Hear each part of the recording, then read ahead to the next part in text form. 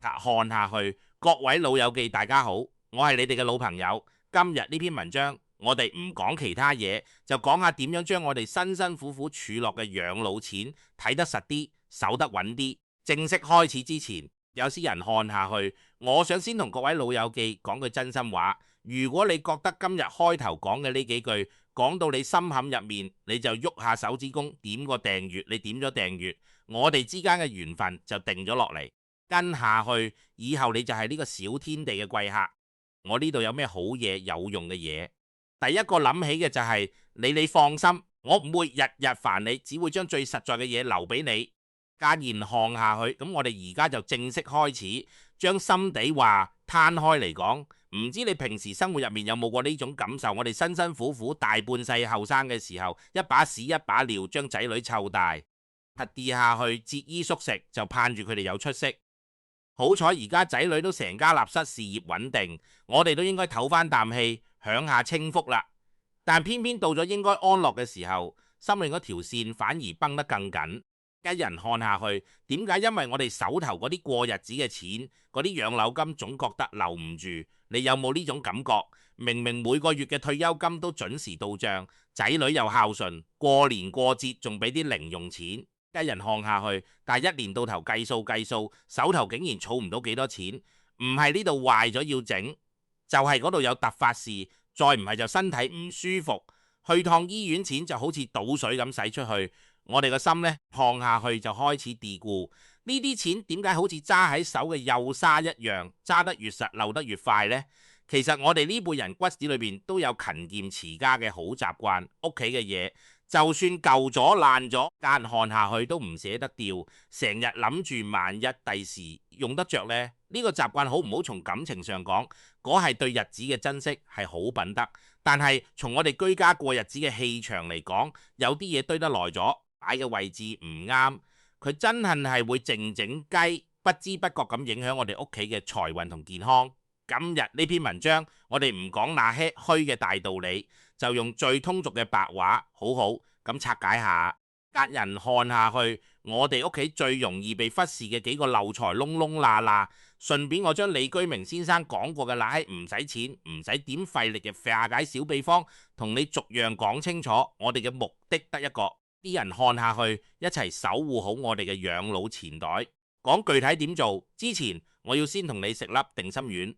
今日教你嘅所有方法都係生活入面隨手做到嘅小細節，一唔使大錢請咩貴重物品，跟看下去；二唔使費力搞咩複雜儀式。我哋要做嘅就係順應自然，將屋企嗰股翳焗嘅氣場捋順去。李居明先生成日話：人過50，財富在於穩，唔在於險。晚年唔求大富大貴，家人看下去，求嘅係手頭穩陣，心裏舒服，唔破財。咁屋企最容易漏財嘅地方究竟喺邊呢？我哋唔好急住喐手。你首先跟我回想下，你屋企係咪都有咁一兩個角落頭堆滿晒舊衫舊鞋唔用嘅紙皮箱，或者廚房嘅碗櫃入面係咪有幾個崩咗口裂咗罅嘅碗碟，一直冇捨得掉？再諗下你屋企嗰度大門打開之後，有啲人看下去，係咪正對住陽台或者一扇大窗風，直接就可以穿堂而過？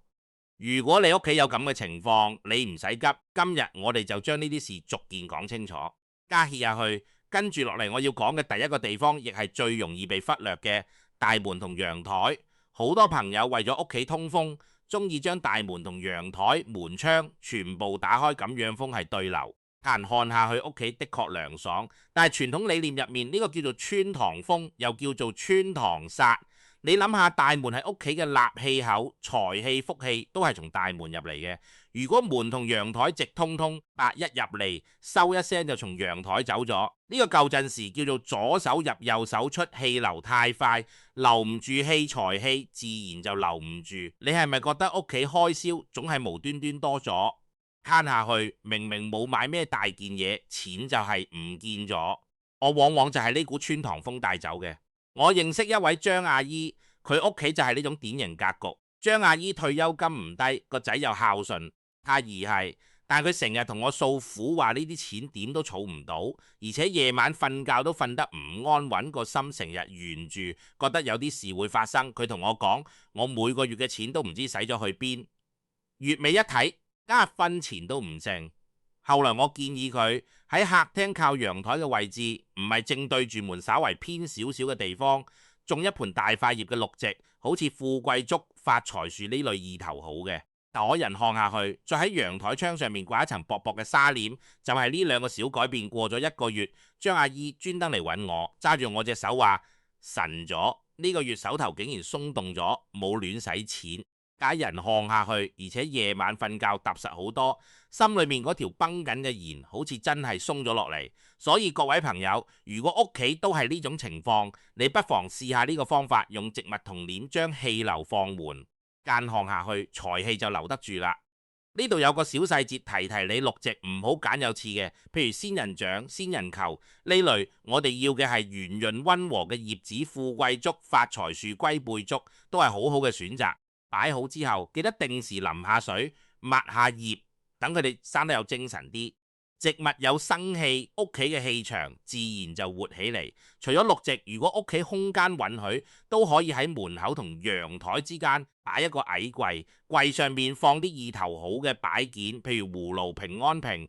但千祈記住，呢啲都係點綴喎，唔係一定要花錢。買你屋企如果有現成嘅花瓶，插幾支乾花或者鮮花，近看下去都可以起到同樣嘅作用。關鍵係擋住嗰條直來直去嘅穿堂風。有啲朋友可能會問，我屋企細客廳唔大，擺個櫃就阻住條路，點算呢種情況？喺陽台之窗上面掛一幅透光嘅紗簾，半遮半掩就夠窗簾嘅顏色。揀淺色嘅米白、淡黃都可以，唔好用大紅色或者純黑色，太刺眼或者太沉悶都唔好。紗簾一掛，係風都係入到嚟，但係嗰股直衝嘅氣勢就柔化咗。呢個就好似我哋待人接物，有話慢慢講，唔好急眼赤面，同一個道理。仲有一個細節，人看下去，好多朋友屋企嗰度大門係防盜門，上面有紗窗，嗰種夏天中意將入面道木門打開，只關一浸紗窗門，通風係好咗。但係如果紗窗門正對陽台穿堂風嘅問題依然存在，看下去呢個時候，你可以在防盜門嘅內側掛一個半截嘅門簾，布嘅或者珠嘅都得。重點係俾氣流有個緩衝，唔好一馬平川。講完大門同陽台，我哋再講第二個地方。間看下去就係我哋嘅廚房。廚房喺傳統理念入面地位好高，係屋企嘅灶神所在，管住一家人嘅飲食，代表食祿，即係我哋嘅飯碗財富。你諗下，如果我哋嘅財富入面派入下去放嘅都係崩咗口嘅碗、裂咗罅嘅碟、用咗幾年塗層都甩晒嘅黑鑊，呢個財富嘅門面都唔乾淨，財氣佢點會願意入嚟呢？肯定唔會啦。我哋好多朋友一世節儉，間看下去覺得隻碗崩咗個口仔算咩？照樣用得，呢個確實係慳家嘅表現。但係從另一個角度講，破損嘅餐具代表破碗，暗示飯碗唔穩，財富有缺口。呢個唔單止影響脾胃健康，並食飯唔香，亦都容易令屋企有突然嘅小破財。隔離單元嘅李大爺就係咁，李大爺屋企廚房嘅碗櫃入面有幾隻碗都係崩咗口嘅。看下去，佢話係個宣誓嗰個時候唔小心碰崩嘅，一直冇掉，覺得掉咗好嘥。佢個仔喺出面做生意總係唔鹹唔淡，賺唔到大錢，仲成日出啲小狀況。家人看下去。後來我建議佢將嗰啲爛碗碟處理咗，揀個好天，將嗰啲舊物用乾淨嘅袋裝好，心裏面多謝一聲，再放喺樓下嘅垃圾桶旁邊，然後換一套新嘅完整嘅碗筷。佢聽咗我建議，換上新碗筷，冇幾耐個仔嗰邊就接到個大單生意，慢慢有起色。李大爺自己都話望住新碗新碟食飯都覺得香咗，胃口都好咗。看下去，呢個就係將食祿盤活咗。呢度我都要同朋友們講清楚，處理舊碗碟嘅時候唔好求其就掉入垃圾桶。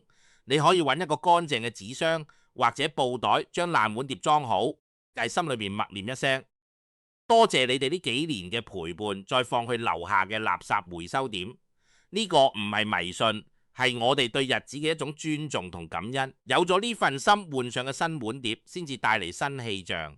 人看下去，新碗碟買返嚟之後都有講究，最好用淡鹽水浸一浸，沖洗乾淨，先用鹽。喺傳統入面係化煞淨化嘅嘢，淡鹽水浸過嘅碗碟，寓意將外面帶嚟嘅雜氣都清走。乾乾淨淨咁開始我哋嘅一日三餐。呢套新碗碟唔使貴，普通瓷器就夠，關鍵係完整、乾淨、花式，望住喜慶。顏色上可以揀啲有簡單花紋嘅，譬如牡丹花、碎花，嘆下去望住就令人心情好。廚房入面仲有一個容易被忽略嘅地方，就係雪櫃同米缸。雪櫃同米缸代表屋企嘅糧倉，千祈唔可以俾佢空咗米缸，要隨時保持7、8成滿。譬如雪櫃入面都要成日備住啲食材，呢個叫做倉並，實而知禮節，寓意屋企衣食無憂，日子富足有餘。有啲朋友覺得得兩老口喺屋企，唔使囤咁多嘢，食幾多買幾多就係戒呢句說話，冇錯。但係我哋可以稍為變通下，就算放一包米幾隻雞蛋喺度等，雪櫃同米缸望落係滿嘅，有嘢嘅，呢個象徵意義好緊要，眼入面嘅滿。但有啲人看下去會令心裏面覺得踏實。我仲要同朋友們分享一個小習慣，就係米缸嘅擺放位置。米缸最好放喺廚房嘅角落頭，唔好正對住灶台，亦唔好放喺門口。擺好之後，俾人看下去，盡量唔好隨便搬動。米缸象徵一家人嘅根基，穩得住日子就穩。如果屋企用嘅係米袋，咁就在米袋下面墊一塊木板或者膠墊，唔好俾米袋直接掂到地面。避免嘅濕氣會影響米嘅品質，亦影響嗰份穩固嘅寓意。再嚟就係灶台同抹布，灶台要每日擦乾淨，保持灶火旺盛嘅火氣。抹布係最容易滋生細菌嘅嘢，近看下去要成日用滾水燙洗，保持乾淨。呢個代表將屋企嘅晦氣隨時洗走。有啲朋友屋企嘅抹布用到發黑發黏都唔捨得換，呢個就唔係幾好。一條抹布唔值幾多錢。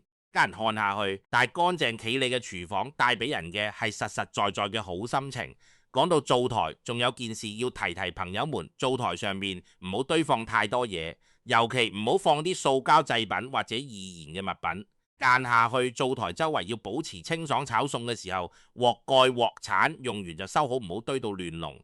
灶台係屋企火氣最旺嘅地方，火氣旺代表日子紅火，但如果灶台周圍亂晒黑，家人看下去，呢份紅火就容易變成燥火，令人心煩意亂，食飯都唔安樂。廚房光猛咗，日子就光猛咗。講完廚房，我哋再講第三個地方，往往係我哋最容易忽略嘅。第啲人看下去就係睡房嘅床下底同屋企嘅陰暗角落頭。各位朋友，我哋有啲朋友因為以前日子過得苦，養成咗儲嘢嘅習慣，床下底塞滿晒舊衫舊鞋。家人看下去，甚至仲有儲起嚟賣錢嘅紙皮箱。你諗下，床係我哋休息恢復元氣嘅地方，床下底堆到滿晒氣流，就唔通濁氣都積聚喺我哋瞓覺嘅地方？呢個會影響腳嘅健康。啲人看下去，亦都會令心裏面覺得翳焗，睇咩都唔順眼，容易同老伴仔女鬧交。而屋企嘅陰暗角落頭如果堆滿雜物，就會阻礙氣流嘅回旋，代表貴人和出路被塞住，家庭關係、家庭唔和睦，心情唔好。呢個就係最大嘅漏財，因為心唔順，財氣自然就兜路走。樓下黃阿姨嘅睡房床下以前就係咁，佢成日覺得對腳好重，膝蓋痛，扮瞓覺，成日覺得對腳伸唔直，佢仲成日同新抱鬧交，屋企氣氛好緊張。後來的起心肝，用咗一日時間，將床下底徹底清空，唔着嘅舊衫該捐嘅捐，該掉嘅掉，近看下去儲落嘅紙皮箱都賣埋。清理完之後，佢好驚訝咁發現睡房好似大咗，空氣都清新咗。更神奇嘅係冇幾耐，佢同新抱嘅關係都緩和咗，新抱仲主動買咗對新鞋俾佢。間下去，床下空咗心都跟住敞亮，呢個貴人自然就願意入屋啦。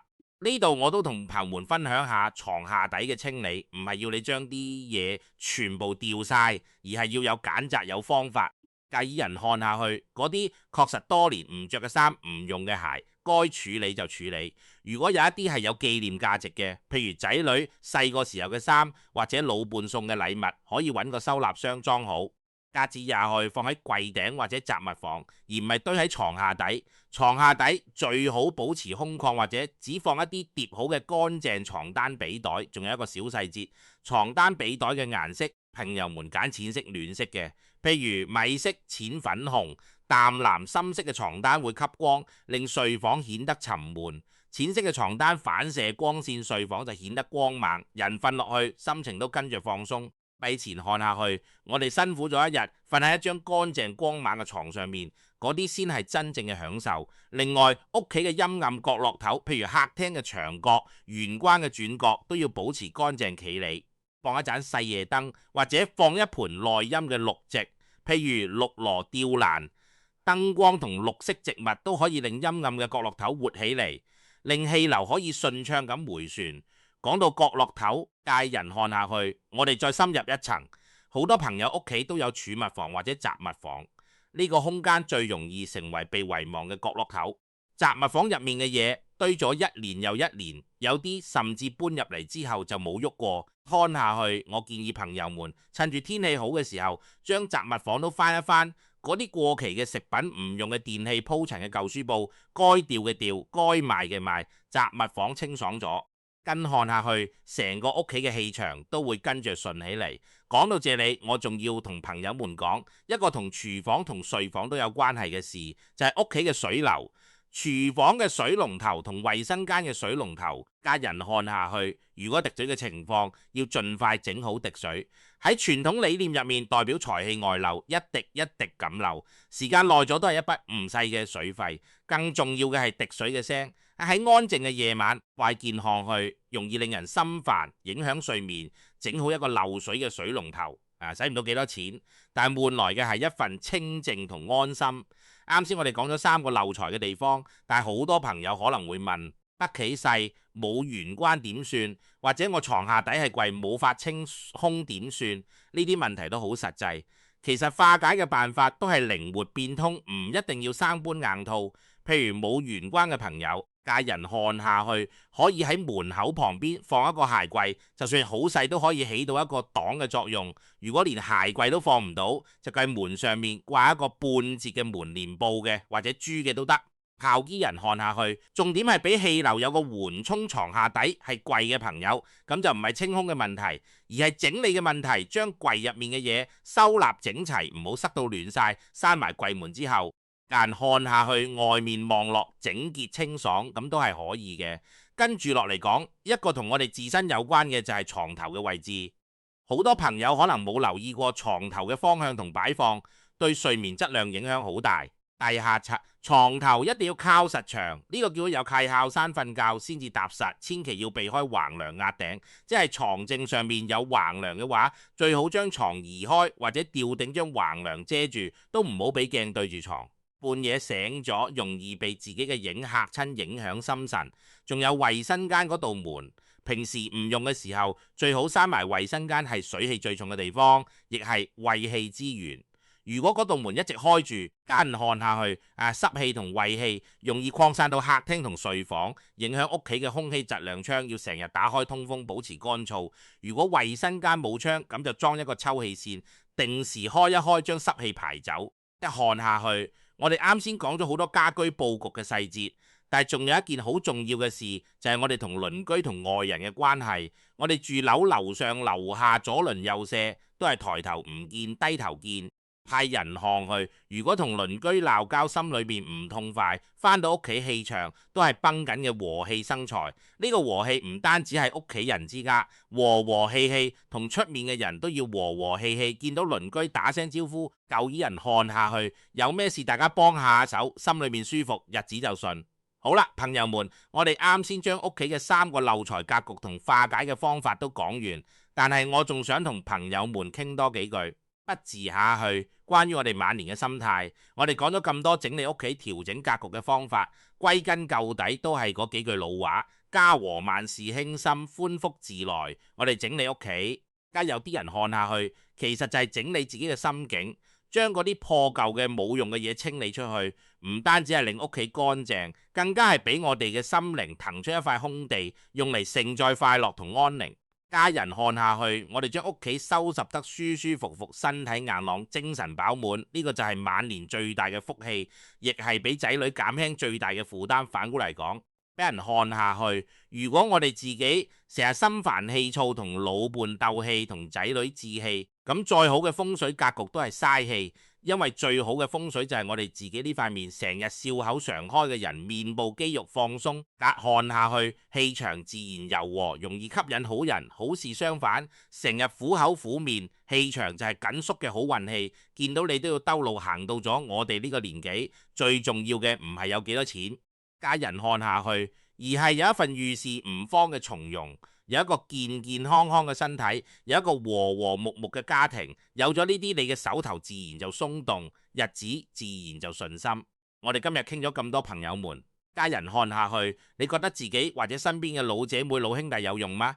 如果有用，你一定要幫我點個訂閱，再點個讚你手指。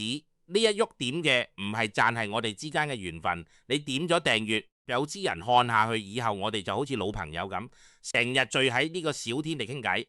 我呢度有咩好嘢有用嘅嘢？第一個諗起嘅就係你跟住落嚟我要講嘅呢件事，好多朋友可能都冇意識到，家人看下去，但佢同我哋今日嘅主題息息相關。我哋今日講咗屋企嘅格局，但其實我哋自身嘅穿戴同身體都係一幕行緊嘅屋。呢座屋嘅氣場如果唔啱，屋企點樣收拾，拍看下效果都要打折扣。所以跟住我要同朋友們講講，人過50之後着咩顏色嘅衫對我哋最有利，點解有啲顏色要盡量少着，仲有我哋行路講話同仔女相處嘅時候，看下去有啲咩小習慣可以養出好氣場。呢啲嘢望落唔起眼，但日積月累對我哋嘅運勢同健康影響好大。我哋繼續講，人到晚年着衫都有講究。我哋好多朋友太粗魯，唔太講究，穿着覺得舒服就得咩顏色都冇所謂。呢句說話冇錯，舒適係第一位嘅。但係如果我哋喺舒適嘅基礎上，稍為注意下顏色嘅選擇，加入看下去，往往收到意想不到嘅效果。喺傳統理念入面，顏色對應住唔同嘅能量。我哋到咗晚年，建議多着啲暖色調、光猛啲嘅衫，碧色、淺黃、棗紅、暗紅、藏青、墨綠呢啲顏色屬火同土，能俾人溫暖、積極嘅心理暗示，令人顯得精神奕奕、面色紅潤。盡量避免一身灰黑，由頭到腳都係陰沉嘅顏色，顯得霧氣沉沉。你諗下，一個人着住鮮色嘅衫行路都帶風，同人打招呼都更有底氣，人哋見到都覺得你精神，願意同你多親近。但有啲人看下去，呢個就係顏色帶嚟嘅好處。當然呢個唔係要你將衣櫃入面深色嘅衫全部掉晒，而係話添置新衫嘅時候可以有意識咁揀一兩件光猛嘅。介何有啲人看下去，就算只係一條頸巾、一件外套都可以起到點綴嘅作用。我認識一位周大姐，佢以前總着深色衫，望落比實際年齡老咗好幾歲。後來佢個女買咗件棗紅色嘅外套俾佢，近下去着上之後，成個人精神唔同晒，連樓下賣菜嘅小販都話佢面色好，佢自己心情都好咗，願意出街行下，認識咗唔少新朋友。一件衫改變咗佢嘅狀態。家人看下去，呢個就係穿戴嘅力量。除咗顏色，衫嘅整潔都好緊要。有啲朋友衫着得耐，領口袖口都磨到白晒變形，都唔捨得換。唔係話唔着得，但如果出街見人，按下去最好都係着得企理啲、企理嘅衫。乾淨嘅面容係對別人嘅尊重，亦係對自己嘅尊重。人敬我一尺，我敬人一丈。呢個氣場就係喺呢一來一回之中建立起嚟。繼忍看下去，穿戴之外，我哋仲要講下行路。好多朋友到咗晚年，手腳唔及以前靈活，出街行路就少咗。但我建議，只要身體允許，每日都盡量出街行下，唔使行好遠。人看下去，就喺小區入面、公園裏面散下步、曬下太陽。行路嘅時候，腳底嘅穴位得到刺激，全身嘅氣血都跟住通暢起嚟。氣血通暢，人嘅精神頭就好，精神頭好，打交道嘅時候氣場就和善，好人好事自然願意靠近你。反過嚟講，如果成日困喺屋企，唔出街，唔同人交流，心情就容易抑鬱，氣場都會越嚟越沉。有啲人看下去，所以朋友們，我哋要記住，身體動起嚟，氣場活起嚟，好人自然就嚟講話都有講究。我哋到咗呢個歲數，經歷得多，見識得多，有時見到後生仔做嘢論盡，隔看下去，忍唔住想指點幾句。呢個心係好嘅，但係講話嘅語氣同時間要注意。同一番說話用溫和嘅語氣講出嚟，人哋聽得入耳；用教訓嘅語氣講出嚟，人哋心裏面唔服頂撞，搞到大家唔開心。我哋喺屋企同老伴同仔女講話，能放慢就放慢，能細聲就細聲，輕聲細語，屋企就安靜祥和；高聲大氣，屋企就雞飛狗跳。奔下去，我哋呢把年紀，少生一分氣就多享一分福。仲有一點就係我哋同仔女相處嘅時候，多一分包容，少一分計較。後生有後生嘅生活方式，我哋有我哋嘅經驗。家人看下去，唔好成日諗住去糾正佢哋，亦唔好因為少少事就勞氣勞壞，身體受苦嘅係自己。我哋將心態放平，後生都願意返屋企，屋企熱熱鬧鬧，呢個就係最好嘅氣場。大廈，我認識一對老夫妻老陳兩公婆，以前總係為個仔嘅事操心，個仔30幾歲都未結婚，兩老日日催到個仔過年都唔願意返屋企。後來老陳諗通咗，唔再催，家人看下去，反而同個仔講：你自己嘅事自己話事，阿爸阿媽信你。冇諗到個仔第2年就帶咗女朋友返嚟，而家孫都有埋。老陳同我講：早啲諗通呢個道理，少勞幾多氣。大看下去少操，幾多心態日一放平脾氣，自然就嚟好啦。朋友們，今日我哋傾咗唔少，由屋企嘅穿堂風到廚房嘅爛碗碟，再到睡房床下底嘅舊物。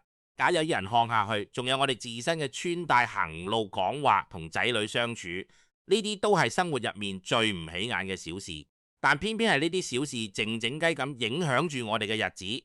最後拍戰看下去，我想同朋友們講嘅係晚年最大嘅財富，唔係存摺上面嗰串凍冰冰嘅數字，而係一個健康嘅身體，一個和睦嘅家庭，一份遇事唔慌嘅從容心境。有咗呢間下去，你嘅手頭自然就鬆動，日子自然就順心。